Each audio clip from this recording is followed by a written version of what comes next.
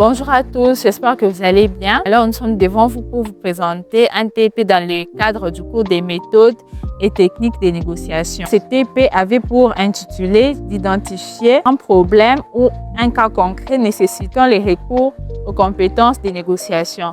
Et pour cela, nous avons eu à former des groupes de 8 personnes dont je cite les noms. Tia Boubanza Eliane, Mukendi Lunga Jean Carmel, Ondelonga Léonard, Katunga Kande Dieudonné, Kabi Bukachiki Delis, Bote Tissa Kaji Georges, Monongo Mat Naomi et Ogbasa Egwanda Persévérance, qui chacun à leur tour développera un point spécifique lié à notre TP. Moi, je suis Léonard Kondé. Je vais vous parler d'une petite entreprise ou une association ici à Kinshasa qui se lance dans l'organisation d'une fête annuelle collective. Alors, très vite, des tensions internes éclatent ou peuvent éclater à cause des divergences majeures sur les budgets et la forme même de cette fête. D'un côté, certains veulent rester économes avec un budget de $20 pour des activités simples comme un repas partagé et des animations internes. Et de l'autre côté, d'autres exigent jusqu'à $30 pour engager des prestataires pro, une musique live et des décorations chic. Alors, au début, vous allez constater avec moi que j'avais parlé d'un conflit. Nous allons essayer de décortiquer les origines de ces conflits. Sur les budgets, les estimations varient fortement. $20 pour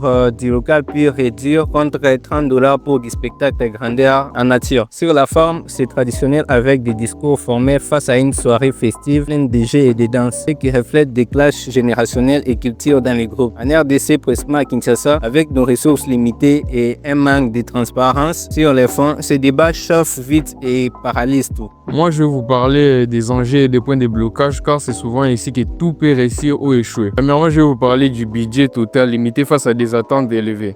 Dans toute organisation d'événements, les premiers problèmes sont presque toujours les mêmes. Les ressources financières sont limitées alors que les attentes des participants augmentent. Les gens veulent un bon cadre, une bonne ambiance, parfois de la nourriture, de la musique ou des cadeaux. Mais les budgets, lui, ne s'adaptent pas automatiquement aux envies. Selon le principe de la gestion des projets, quand le budget est fixe, il faut obligatoirement faire des arbitrages, soit on réduit la qualité, ou soit on réduit la quantité, soit on cherche des financements supplémentaires. Si ces arbitrages ne sont pas clairement expliqués, cela crée de la frustration. Deuxièmement, je vais vous parler de la question de l'équité.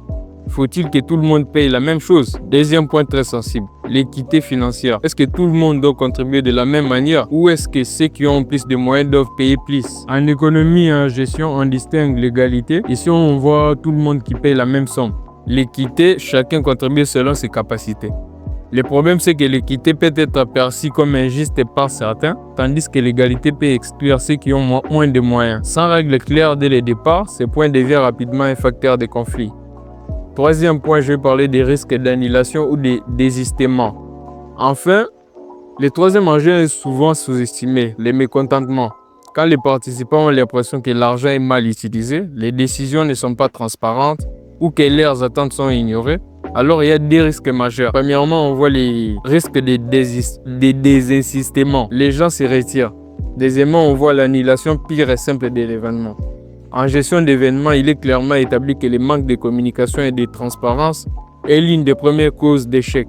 En conclusion, ce qu'on peut retenir est qu'un budget limité, des questions d'équité et le risque de mécontentement sont 3 points de blocage majeurs. Les ignorer, c'est prendre le risque de tout perdre. Les anticiper, c'est déjà sécuriser la réussite de l'événement. Dans cette entreprise, il y a 2 groupes. Le premier groupe constitue la direction et certains salariés qui veulent maîtriser les coûts. Ils souhaitent avoir un événement simple et inclusif, que tout le monde puisse venir. Ils craignent les inégalités si certains payent plus. Tandis que le deuxième groupe contient les salariés qui veulent avoir une fête plus festive avec un bon repas et une ambiance spéciale.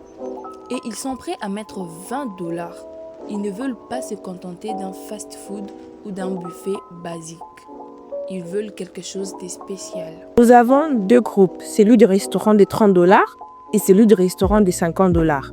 Moi, je préfère le restaurant de $30 parce qu'il est plus abordable. Et les restaurants de $50, ceux qu'ils préfèrent veulent la participation de l'entreprise. Donc, ceux qui préfèrent le restaurant de $30 veulent à ce que ça soit simple et participable à tout le monde. Mais ceux qui veulent le restaurant de $50 veulent à ce que ça soit un souvenir mémorable en invitant quelques artistes et en rendant ce moment chaleureux. Chaque groupe explique pourquoi il tient à sa proposition.